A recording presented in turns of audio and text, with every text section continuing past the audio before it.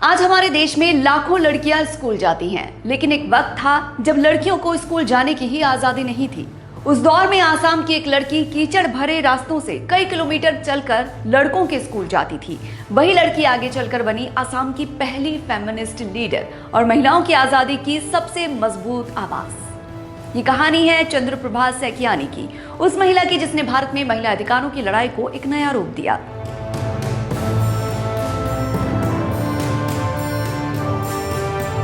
नमस्कार। आज भारत में महिलाएं डॉक्टर हैं, वकील हैं, नेता हैं, लेकिन 100 साल पहले हालात बिल्कुल अलग थे। महिलाओं के लिए स्कूल जाना एक ख्वाब सरीखा था और सामाजिक जीवन में उनकी भूमिका की तो क्या ही कहें।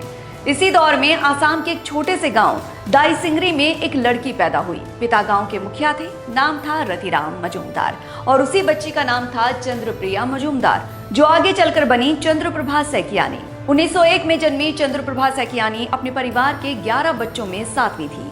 जीवन के शुरुआती दिन सामान्य गुजरे, लेकिन मुश्किल तब आई जब पढ़ने की उम्र हो चली। उनके गांव में लड़कियों के लिए स्कूल ही नहीं था, लेकिन उन्होंने हार नहीं मानी। वो अपनी बहन के साथ कई किलोमीटर दूर लड़कों के स्कूल पढ़ने जाती थी।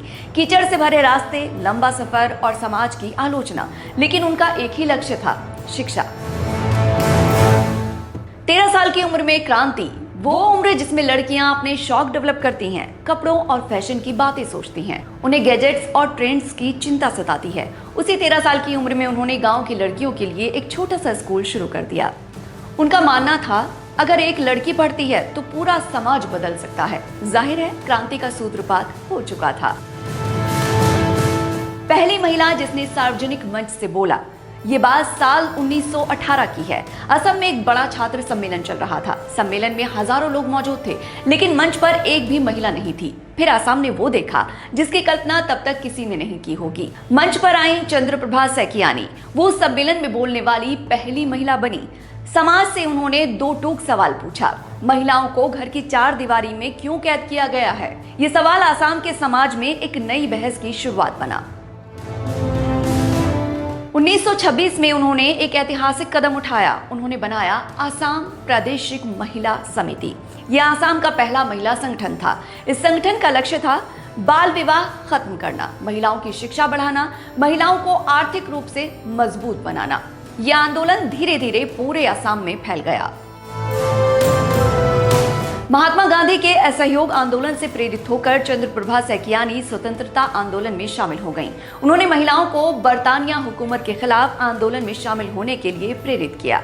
उनकी गतिविधियों के कारण उन्हें जेल भी जाना पड़ा, लेकिन उनका संघर्ष जारी रहा। उन्होंने कई सामाजिक बुराइयों के खिलाफ लड़ाई लड़ी, जैसे बाल विवाह, बहु विवाह, महिलाओं के साथ भेदभाव, मंदिरों में महिलाओं के प्रवेश पर रोक। उनकी कोशिशों से आसाम के एक मंदिर के दरवाजे सभी जातियों और महिलाओं के लिए खोल दिए गए। 1972 में भारत सरकार ने उन्हें पद्मश्री से सम्मानित किया। आज भी आसाम में कई संस्थाएं उनके नाम पर हैं, लेकिन उनकी सबसे बड़ी विरासत है महिलाओं का आत्मविश्वास, उनके अंदर की चेतना, उनकी आंखों में पलते ख्वाब और उन्हें हकीकत में बदलने की जिजीविशा।